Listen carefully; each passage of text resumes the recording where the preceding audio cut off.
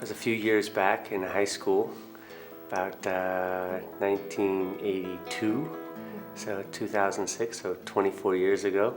I was playing tennis and I saw this girl out on the tennis courts wearing these cute little dolphin shorts. That's an embarrassing part of the story.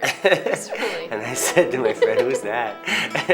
I was on the tennis team and she was on the girls' tennis team, and so Flirted from afar. one of her friends mentioned, high school, "Hey, Bo likes you," and "Oh, hey, Heidi likes you," and so I wanted to ask her out, but the rumor was that her dad wouldn't let her date anybody. So that kind of held me off for a while, held me back. So eventually we got together. He was adorable. Yeah, my first impression was that he was just a sweetheart, and well, he was really cute. So that was my first impression. But once I got to know him, he was just a very kind person and loving and silly. And that's what I loved about him from the start, and still to this day, just loves to make people laugh, and including myself. Definitely takes life on the lighter side. We went out to pizza, and then afterwards I think we went to your mom's house and watched Benny Hill. So we just had a really, lighthearted evening and had a first little kiss. He was my first boyfriend. I had a huge crush on him though from when we first met that day at the rec club. You kind of had an idea that maybe this was something special. I just really adored him. We were together for 10 years before we rushed into marriage, so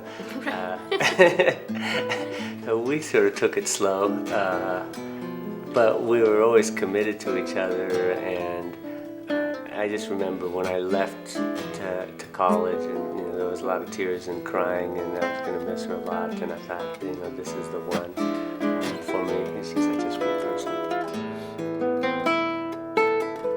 I'd sum it up in 2 words: laughter and fire. Yeah, it's like fire and ice. And I think honesty and trust and communication. If something's bugging Heidi or bugging me, we know we can talk about it. And I think that's really important. She's very giving of herself to my family and her friends, and she wants to make them happy and wants to make me happy, but sometimes she gives so much I think she doesn't give enough to herself. I am very seasick, so we were on one of the sail ships, and it was the final day of the cruise, and every night at dinner time, Bo would put the ring in his pocket, and we would go up top and try and have dinner, and every night I would just be so nauseous, just, from being seasick. During the days, I was fine, but for whatever reason, he wanted to propose to me. He had it in his mind that it was going to be, I think, at sunset on the boat, like on the deck or something, and every time we'd get up there, I'd be like, 2 or 3 days before the trip was going to end, I realized I need to get her on land if I'm going to do this, because the boat thing under the stars or at sunset is not going to work. So I asked the captain, I said, is there a place that you could suggest that I could do this?